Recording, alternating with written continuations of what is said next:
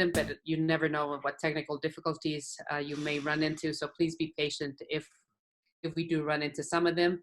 My name is Veronica, and I think some of you know me, some of you may not. I'm the principal at Stoller, and this meeting is being co-hosted by me and the two other administrators, assistant principals, and I'll let them introduce themselves. Good evening, everyone. My name is Doe William, assistant principal. Thanks for joining us today. And I'm Sean Swick, the other assistant principal. Okay, and before we begin, just a few rules of engagement as we start, just to make sure that everything, like I said, goes smooth. Sometimes it helps if you turn off the video or your microphone. It helps just with presentation in general. Also know that this meeting is being recorded, so if you don't want to be recorded, you can turn off your video and still listen to us. Share the airtime. Raise your hand to talk. All participants, you're all muted until we call on you. And if you have questions, try to frame the questions that apply to a large group or a situation. We will pause at certain points for questions, and at the end we will pause. We will end the meeting with an opportunity to ask questions. If you have something you would like to share, you can use the chat feature also to share with the host or with a group, because we're hosting 3 different meetings back to back. So this one's 7th grade, then there's 6th grade, and then there's 8th grade. We will end 10 minutes before the hour. If we don't get to your question specifically, or you need a question answered, you can email any of us, and our information's right down there.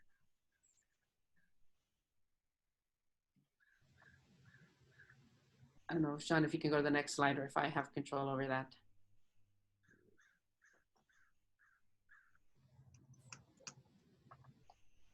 I think you'll have to. When I share the screen, I don't have control over it.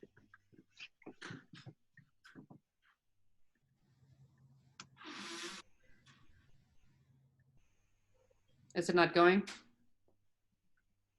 Oh, there it is. A disclaimer is that the information shared today is based on guidance provided from ODE, OHA, Oregon Health Authority, the Governor's Office, and work with the Beaverton School District leadership. The schedule we shared today is to give you kind of an idea or a snapshot of what your student's schedule or day may look like. It has not been approved by Teaching and Learning.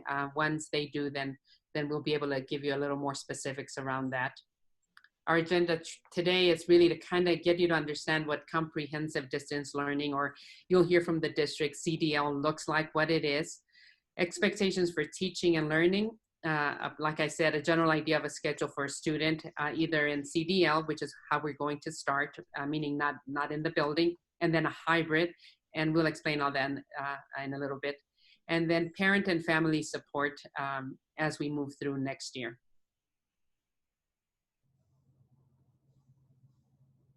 But I did want to start first and foremost with addressing the fact that obviously since March, this has been an emotional roller coaster for all of you. I can't imagine, well, I can, you have 2 kids, but I can't imagine specifically for what some of you may have to go through, whether it's around daycare or the fact that school was just pulled from your kids, like I said, like mine. But the biggest concern that back in March, and we still continue to have, is safety and the health of your students, of our community, and the public at large. We also worry about the social emotional well-being of students, missing their peers, wanting that connection with teachers. We're very aware of the fact that takes an emotional toll on students, and trying to find a way to connect with them is going to be our biggest focus this coming year. We also know that as we pivoted towards online learning in the spring, teachers, families, students, we kind of just did the best we could, and we've learned a lot from that. And I think we'll be able to give you more guidance and support so that things look a lot different in the fall. And again, student engagement is the biggest one, because that's the feedback we got from our families. How do we engage students? Even students that were doing well, I think, checked out in the spring, and we're going to focus on making sure that doesn't happen. And we'll explain to that hopefully through this session. So we just wanted to spend a quick amount of time clarifying terms that you have seen in your parent communication through the district, or terminology that we'll be using moving forward. CDL is essentially the acronym that we've been using essentially to explain our comprehensive distance learning is what we'll be moving into the fall starting September 14th. So it is off-site. Your students will be off-site learning from home full-time. So that's what CDL is. So again, it's an acronym, so it condenses our terminology. In the spring, we'd call it remote learning. So essentially it's the same. With online learning, it's a little more confusing because there are programs now are allocated for online learning, such as Flex or other outside agencies and schools. And so that's why we're trying to stick with CDL. Hybrid is a model that we're also planning for in the case that school will reopen. And so that's when students will be having access to school a part of the week and at home also. But that is not the model that we will be landing on in the fall. Synchronous learning is when participants, teachers, and students will interact in the same time, in the same space, such as this opportunity right now with one another. And so we'll be live. As far as the platform goes, we haven't landed exactly on the platform of what we'll be using. But right now it could be Zoom, but your children will have the opportunity to have interactions with their peers and their teachers. So that's synchronous learning. And then asynchronous learning is what majority of the time your child or student was involved in, is learning that can be accessed to any time. And it's the platforms can be a recorded video, a lesson, an online discussion, email, things that students don't have to be live for. So going into the fall, and we'll explain in a little bit as we talk about a tentative schedule, there will be a combination of both, but definitely more synchronous learning.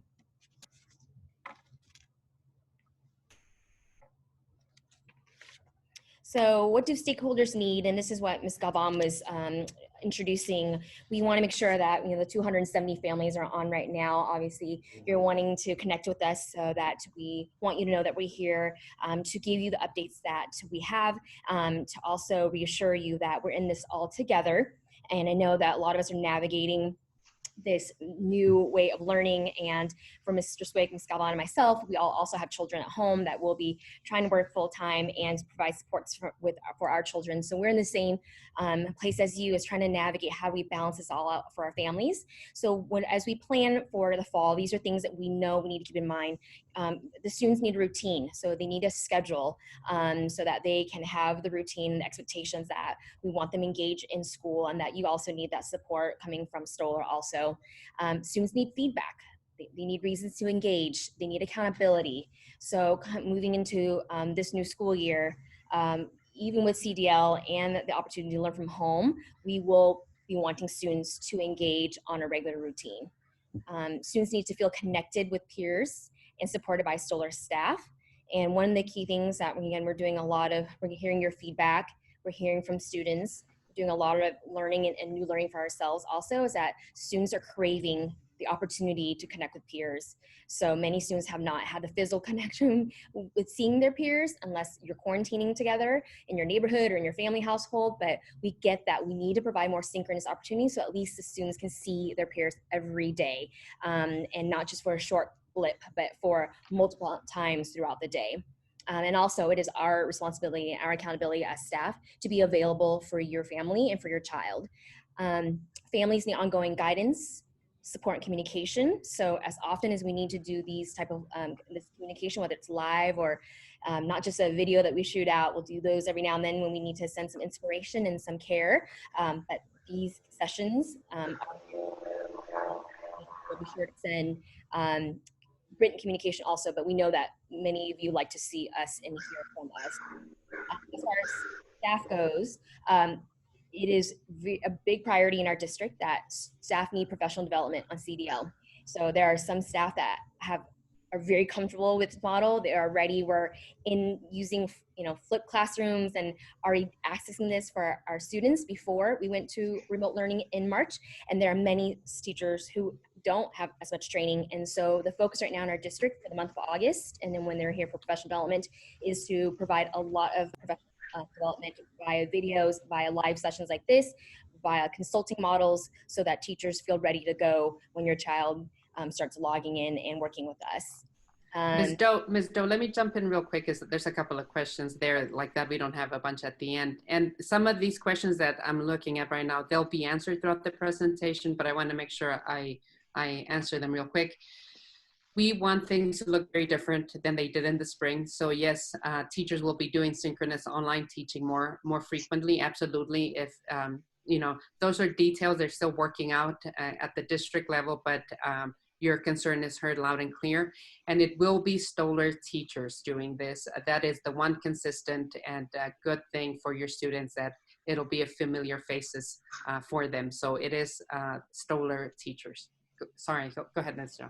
Ms. Gavon, no, that's really important. And then the last bullet on this is that we'll all be learners, and so all of us. So not only the students who are relying on the adults to guide the learning, but all us adults, so admin, teachers, certified, classified staff, and parents and families. So we all ask that we are patient and flexible, but again, we do feel the pressure to definitely grow, especially on the adult side, so that we can gauge every single one of your children.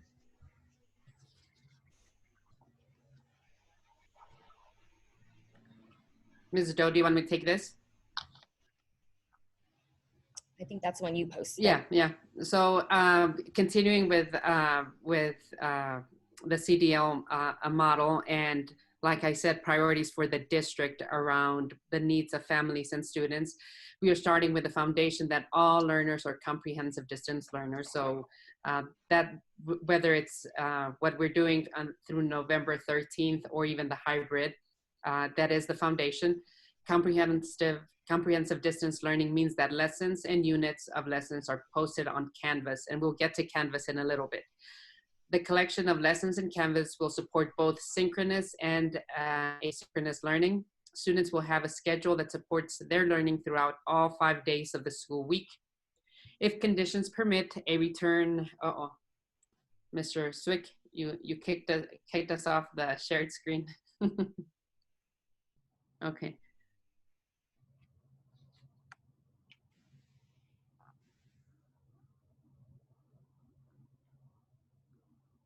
Let me see if there's any questions. Somebody had said, are we going to continue with math accelerated learning program? Yes. How about PE? That is a good question about PE, and it's a question I have for my own kids. Once we have those details and guidance from the district, we'll have either another meeting info session, or we'll send out a message to you. I don't know if Mr. Swick's back on.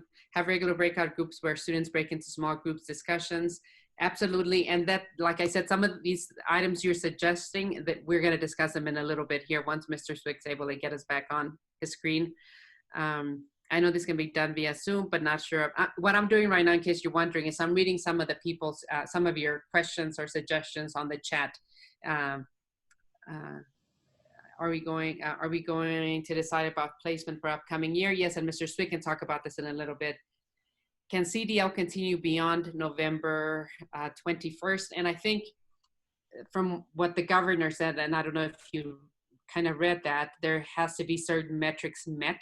And I think it's 3 weeks of COVID or infection rates staying under 5%, if I'm remembering that right. And I think if those conditions are met, then we will continue with online instruction. But I'll come back to that, because even in the hybrid model, I think there's flexibility for that. Thank you, Mr. Swick. Let me keep reading this. Students will have a schedule that supports, and this is where I left off earlier, guys. I'm sorry, this is a little messy. Like I said, please be forgiving as we navigate a big meeting in such a platform. Students will have a schedule that supports their learning throughout all 5 days of the school week. If conditions permit a return to the campus, we will implement a hybrid learning model, and we'll discuss a hybrid learning model in a little bit. We will like to design a comprehensive distance learning model that will remain viable when hybrid learning is implemented, but questions about staffing, enrollment, and potential changes due to contractual obligations make it challenging for us to be certain of how that's going to look right now. Okay, Mr. Swick, if you can go to the next slide. A daily schedule will support daily courses in humanities, math, and science. And somebody asked about advanced math and all of that. That will stay intact, and we'll find, I don't know, Mr. Swick, if you can hear me, somebody asked on the chat box about placement, math placement, and how that will look. And I know we do have a plan for that. You can chime in, or I'm gonna keep reading the bullets otherwise. Students will enroll in physical for math placement. Go ahead. For math placement, what we're looking at for 7th grade students is if there is a concern about your students' math placement, you want to accelerate past the level that they would be forecasted for based on what they ended with last year. We're going to do that in class the first week of school for AGS2 or AGS3 or even AGS1 for that matter. If you're interested in that, we're going to be working with the teachers to provide that opportunity in class. Okay, thank you. I'm going to answer a couple of questions from the chat just so that we're not bombarded at the end. Canvas will be required for all teachers. That's the only platform, Canvas. So that's kind of a good thing, because I know that was confusing and challenging for parents who had either, you know, a student had a teacher who only did one thing and a teacher that did another, or some combination of that. The school hours, once that's kind of cleared and confirmed by teaching and learning, we'll send that information to you. Students will enroll in PE and an encore class. The frequency that electives meet will have to vary from school to school or student to student. Students will have synchronous learning sessions. Students with IEP will have synchronous learning strat classes as well. If you want to go to the next one. That's me. All right. So this is the schedule that we have. It's a sample schedule. The schedule hasn't been completely approved by Teaching and Learning at this point, but it's going to be something similar to this. And so this is for the CDL model, the comprehensive distance learning. It's also going to look fairly similar to the hybrid model when we get to that point. With CDL, students will be given synchronous learning opportunities at the 10 o'clock hour, 1 o'clock hour, 2 o'clock, and 3 o'clock hour. And then they'll be, the teachers will be available to meet with them during that full hour, answer questions. They can work with their teams of students, have breakout rooms, breakout sessions, do group work, all during those timeframes. From 9:15 to 10 will be, for a lot of students, it'll be individual work time, getting stuff ready for the day. Student and family engagement and interventions will take place during that time. So when we talk about students on served by special education, we talk about online learning strats class, we still want those students to be able to access an encore class or an elective. And so it could be that 9:15 to 10 is a time that's where the learning strats meets for students served by special education. On Wednesdays, Wednesdays are the days that will probably be mostly asynchronous learning. Students served by IEPs or students in ELL might also have learning strats, reading learning strats, or math learning strats on that day, strategies. SEL work, someone asked about PE. The PE health class are going to be merged this year. And so the health class and the PE class are going to have health and PE learning targets that go throughout the year rather than a semester of PE and a semester of health. And so as you see on Monday, for example, this student for this schedule on Monday during the last period of the day, they'd meet with their health teacher and they'd meet with them again on Thursday. They cover health targets, and maybe during Wednesday, there's an assignment where they go out and do their physical activity, take their heart rate, cover some of the PE learning targets, reflect on that work, and then turn in an assignment for that day. That might be what students do for PE on Wednesdays, where they're doing more health learning targets on Monday, Thursday, for example. Encore class. A student could have their encore class on Monday and PE on Tuesday. It's interchangeable. It could have their encore class first period. I think most 7th graders, the way we're thinking, would have their encore class and their health PE class kind of middle of the day. And so they'd start with math, they'd go to encore or PE, they'd come back to science and humanities, for example. Silent and sustained reading is something that we had students set goals for this year in their humanities course or their Lit Core Plus course. Lit Core Plus and the humanities courses have been shortened from 2 hours to 1 hour. And so some of that work will be move towards Wednesday, where students can, again, set goals for themselves, do that silent sustained reading. And for Wednesdays, this is an example. There's going to be more flexibility. This is something that you could stick to on a Wednesday, as this is my student schedule, or the student can kind of come up with, hey, I can't do an hour of reading in a row. A lot of students could fit in that category, whereas I'm going to do 20 minutes here, 20 minutes before lunch, 20 minutes after, at the end of the day. That might be better for your student. So, but the three core classes are there. Then the health and on-core class is what we're thinking when it comes to the student schedule. When it comes to hybrid learning, what a student would do. So right now, the sections of classes during CDL will probably be around what they witnessed in their classes last year. It's going to be around 32 to 35 students in their class. They're going to, when we go to hybrid, if and when we go to hybrid, Monday, Tuesday, we'll split that class into two sections.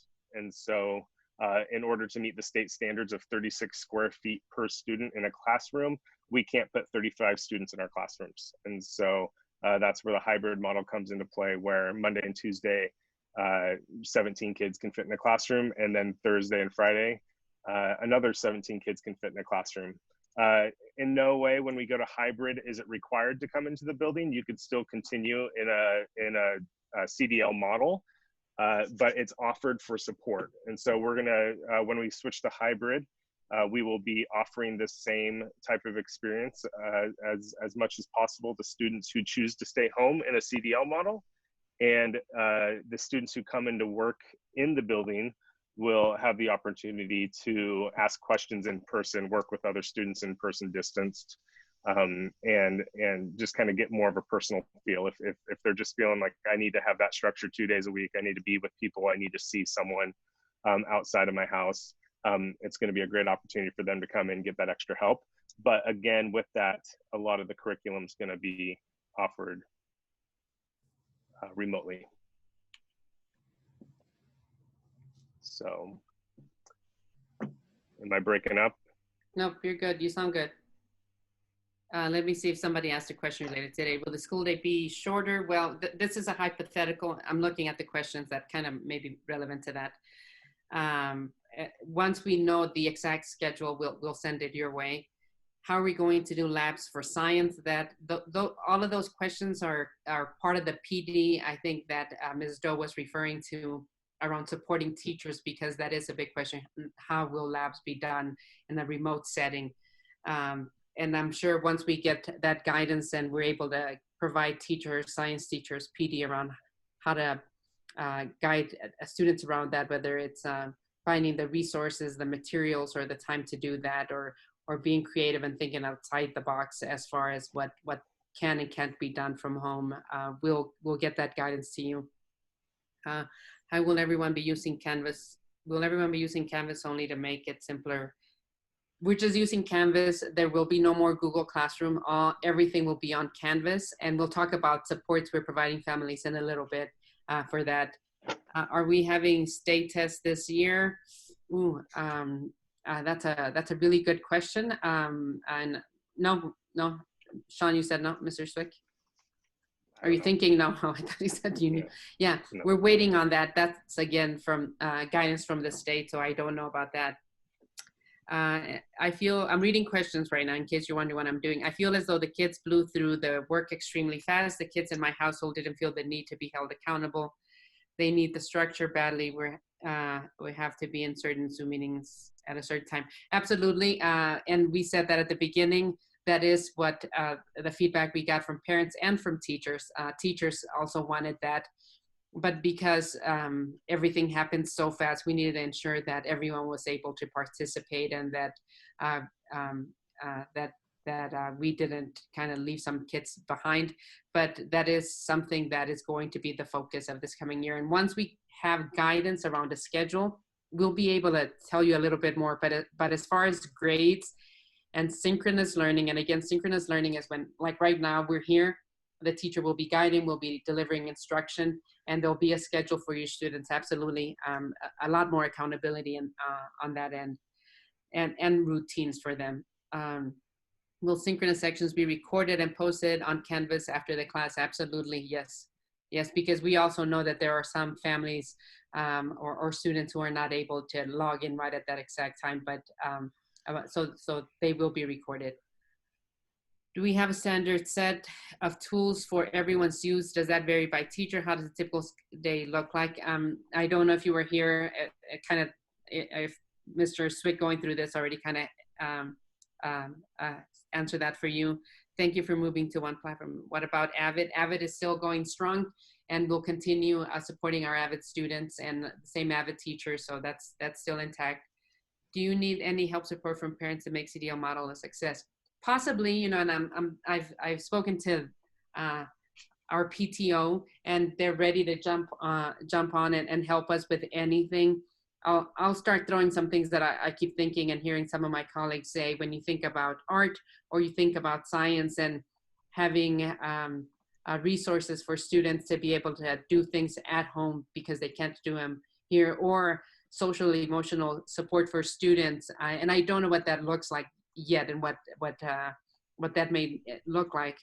That's another area that we need to focus on for our students. I'll give you an anecdotal personal experience. I have a middle schooler and an elementary age student, and my middle schooler was fine. She kind of was motivated on her own and she did her own thing and she didn't need my support. But my son, yeah, this didn't work for him. I had to be his teacher, and one thing that I empathized, and it was terrible knowing that here we are being their parents and being asked to be their teachers. And it was a lot of, it was very stressful. He cried a lot. I was stressed a lot because I felt like all of a sudden I'm his teacher and I'm not, you know, to him, I'm mom. And he didn't see it as school. So I am concerned about him, and I'm going to have to try to get creative around getting him whatever support or resources he needs so he can feel like he's still part of a community, because and I don't know what that looks like I said, but I'll talk to his school. And that's kind of where we're thinking we might need parent support or our PTO to help us figure out what some of our kiddos need. When we say that if we do go to a hybrid model, and Mr. Swick is right, lessons and instruction will all be on Canvas. The reason we're offering an option for some kids to come into the building is for that support, for that connection to another student, a peer, a teacher, to see them, to talk to them, and know that when and if we get to that point, the district is taking very serious measures and making sure that safety is and cleanliness is the priority in the building. So just know that that's a big one. So I'll keep in touch with our PTO if I need something, and I'm sure they'll send you an email. Will there be classes support for Avid students? Yes, there's still, I don't know if one of you, Tower, Sean, want to talk about that, but that won't change. That will still be part of student schedules. Yep. Yeah, Avid's still gonna be in student schedules, yes. And then there's a question about band, be a daily elective for 7th and 8th graders, considering the marching band won't be perhaps. So yeah, you know, I'll tell you one thing. I was so excited about our marching band last year. We even performed a little bit, I think when the kids were going off to outdoor school. Mr. Van Dyke did an incredible job putting things together, getting them shirts. And there might be a little bit of a pause on that, just for a lot of different reasons, but that does not mean that we're not committed to a strong band program, because I think our kids were incredible. I need it clear with teaching and learning what we can and can't do around band, because you know there's instruments involved. But if you saw what Mr. Pounders did with his choir, having kids practice at home and sing and record themselves, and then coming together and putting it together as one performance. You know, teachers are incredible when push comes to shove. So we'll have to see about band. Would Canvas be used as a platform for Flex? I don't know, and we'll talk about Flex in a little bit, so I don't know about that. There will be assessments and there will be grades given, and that's part of that routine, that accountability, that semblance of, hey, this is still school, you're still part of Stoller. So that, but what that looks like, again, those are the things that I can't give you yet, because okay, if somebody can mute themselves. real quick. Thank you, Sean. Those are the things that that they're still working out with teachers and the district and with teachers. When will families know cohorts and schedules so we can coordinate learning pods? So that is once we get the clearance from the district around schedules, we'll start with all of that, and then we'll get that information to you. What happens between 12 and 1? Sean, is that lunch? Well, in the schedule I put there, there's a 2-hour lunch. Hypothetically. So that's not the intention. The intention is for 11 to 12 to be the lunch, because that's when our district is providing lunches at their site for grab and go. And so, yeah, I added an extra hour in the day that wasn't intended to be added there. So was that just to give us flexibility depending on what they give us? Sure.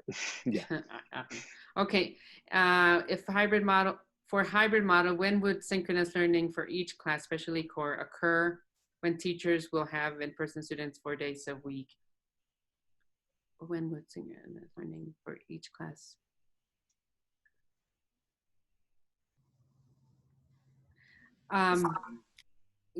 Do you want to take that, Sean? Yeah. So let's take math, for example. On the schedule that's on the screen here, math happens between 10 and 11. And typically in a math class, in the math teaching model that we use in Beaverton, teachers give a little lesson at the beginning of the class, maybe 20 minutes, they introduce a topic, and then students work in small groups and work through those math problems together, and then come back and use the teacher as a resource to ask questions and provide, get more guidance. And so for math, for example, one example could be that the teacher comes from 10 to 10:20, and they provide a lesson. They put students into breakout rooms, kind of like they do in their table groups at school. And then students work with each other in their breakout rooms. When they have a question, they raise their hand like they can in Zoom. Teacher pops over to that breakout room, answers the question, provides that guidance to the students, and then pops out. Students keep working on the next problem. The teacher pops over into a different breakout room. And so that would be an example of how that might look in math.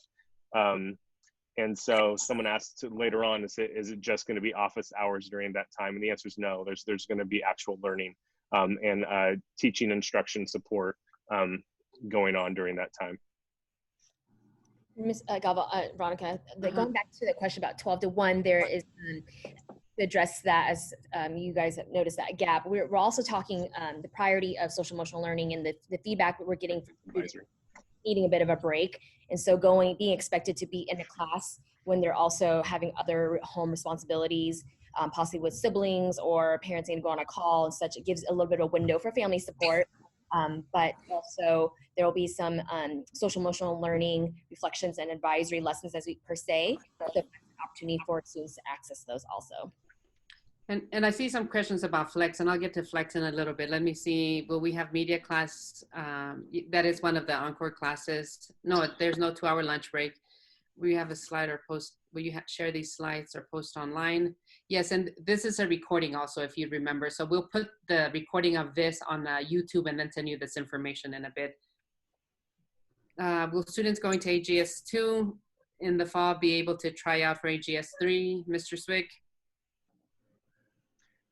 Yes, and so like I said, for those students who want to do that, we're going to be working with our math teachers to produce some online assessments for students. We have some paper pencil versions of tests that have been taken in the past, but we are going to create some online through GoFormative or some other math platforms to test those learning targets. And so students the first couple weeks of school will be able to ask their teacher, like, hey, I would really like to advance this class. I did some work over the summer. I really want to see if I'm prepared for the next class.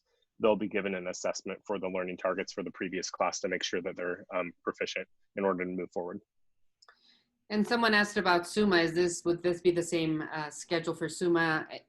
Let's pretend this was the schedule we were going with. And again, this is just a hypothetical. It will be mainly because, and then somebody asked, what's an encore class? That's the equivalent of specials like PE, music, choir. Those specials or encore classes are shared by all kids, so we have to have the same schedule. And then flex. Okay, so Mr. Swick, if you can go to the next, somebody's asking about a flex. So I want to talk about flex since we have about 9 minutes left. I want to make sure we discuss it. Just go straight to flex all the way. No, oh, sorry. I thought flex was before this, Mr. Swick. Is there not a flex? It's not letting me go backwards. Let me get there. Okay. Meanwhile, let me go through. Here it is. There we go. For families deciding between flex and Stoller option, if a student enrolls in flex, they are no longer part of their homeschool, in this case, Stoller. Resources and familiarity of homeschool will no longer be available, meaning the teachers and all the resources that Stoller has. There is a social emotional benefit for staying at your homeschool, in this case, Stoller. And I'll remind you that we will be all online through November 13th. After November 13th, if public health concerns are still an issue or persist, we will continue to be online as an option. And the reason I bring this is I can't answer flex questions because I don't know. They're a completely separate entity at the school. It is through Beaverton School District, but it's not part of Stoller, so I can't answer those questions. I can tell you that there is a huge, like I said, social emotional benefit to keeping your students at Stoller for the sake of familiarity and for the sake of feeling part of a community and connected to something that they've known. As Mr. Swick said, even once we go to a hybrid model, if you have concerns for whatever reason around sending your kids into the building, instruction would still be done remotely online. And I'm hoping this answers some of those questions. Can you go to the next slide, Mr. Swick?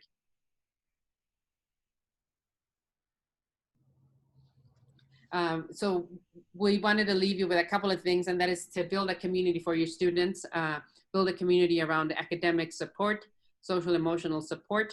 And that's what I was telling you I need to do for my son, for example. Reach out. There are teachers at Stoller who are eager to connect with their incoming students. We have counselors. This coming year we'll have 4.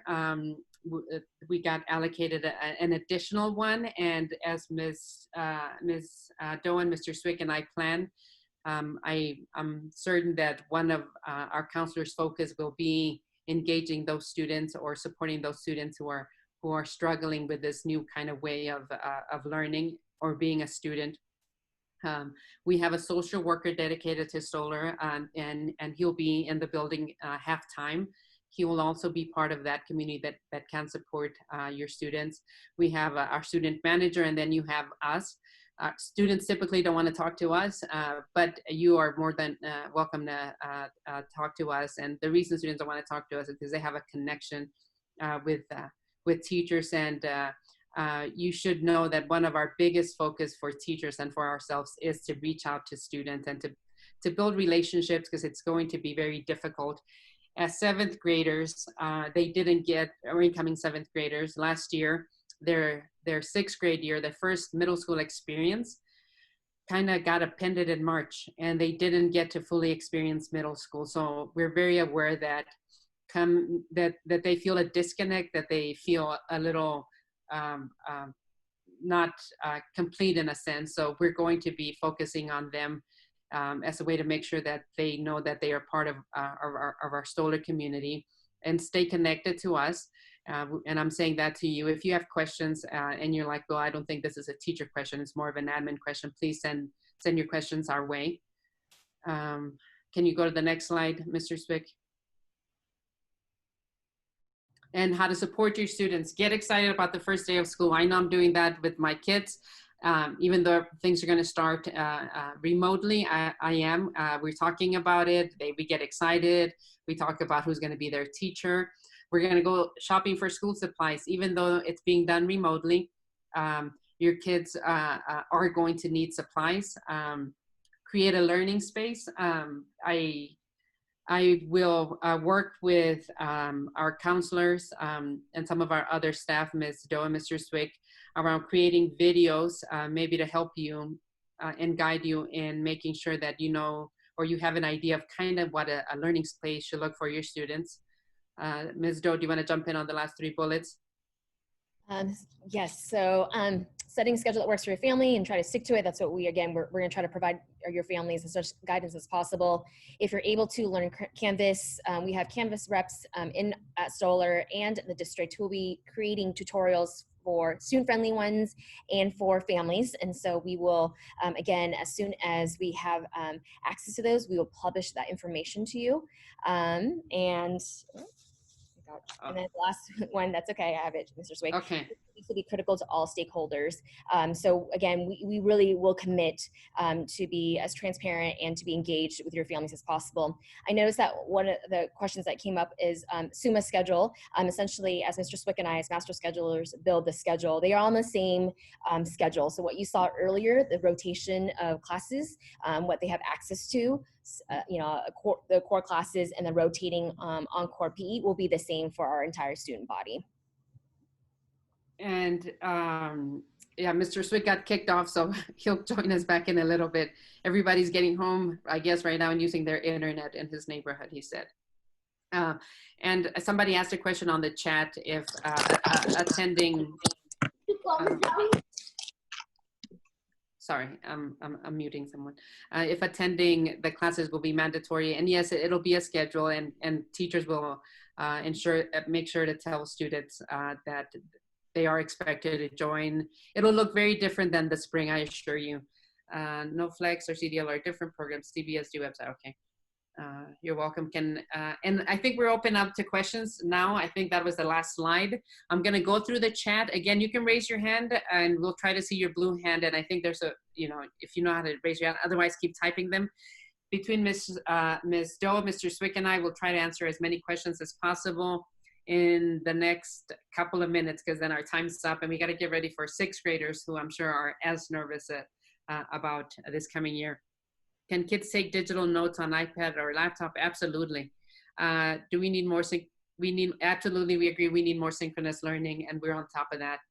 Once metrics are met to return to a hybrid model, will the school district need lead time to implement that, or should be seamless? It should be seamless. They're on top of it. The district's been doing this work, and they've been working on it all summer. We expected to start hybrid in a hybrid kind of model. So they're ready for that. So it should be seamless. Will there be separate core classes? For example, core 1, science, core 2, science. Sean or Tao? Essentially, students, and I'm going to try to pair some of the questions as we only have a few minutes left. But yes, your child, when they get this schedule, again, we always, given no matter what model we're doing, during this time, the high school, secondary, and middle school master schedule is us, we are building the schedule. So when will your child see the schedule? Ideally, we always try to have it available, if anything, the last part of the professional development time, because our counselors are not back until they return for PD, which is now, as you know, moved back because we would have started later anyway for Labor Day, after Labor Day, but we have the extra week. And so your child will likely see a schedule probably sometime after Labor Day is when it will be published on parent and student view. Okay, and somebody had their hand up. Armando, did you have your hand up? Yes. Will we get a supply list? Yes, Armando. We're once again, Armando. So right now what's happening is the district's working with teachers to kind of see what their schedule is going to look like. Once we do that, Armando, Ms. Doe and Mr. Swick and I are going to jump on getting supply lists out to your parents and all of that. Thank you for asking that. Somebody said, can kids keep their Chromebooks from last year? Absolutely. That's how it should be if they kept them. The same neighborhoods, I don't know about that yet, because I don't know if you saw a previous message from us, is that we've gone to 3-person team, so that's shifted the neighborhood model a little bit. I've only seen grading system in BSD so far. I see.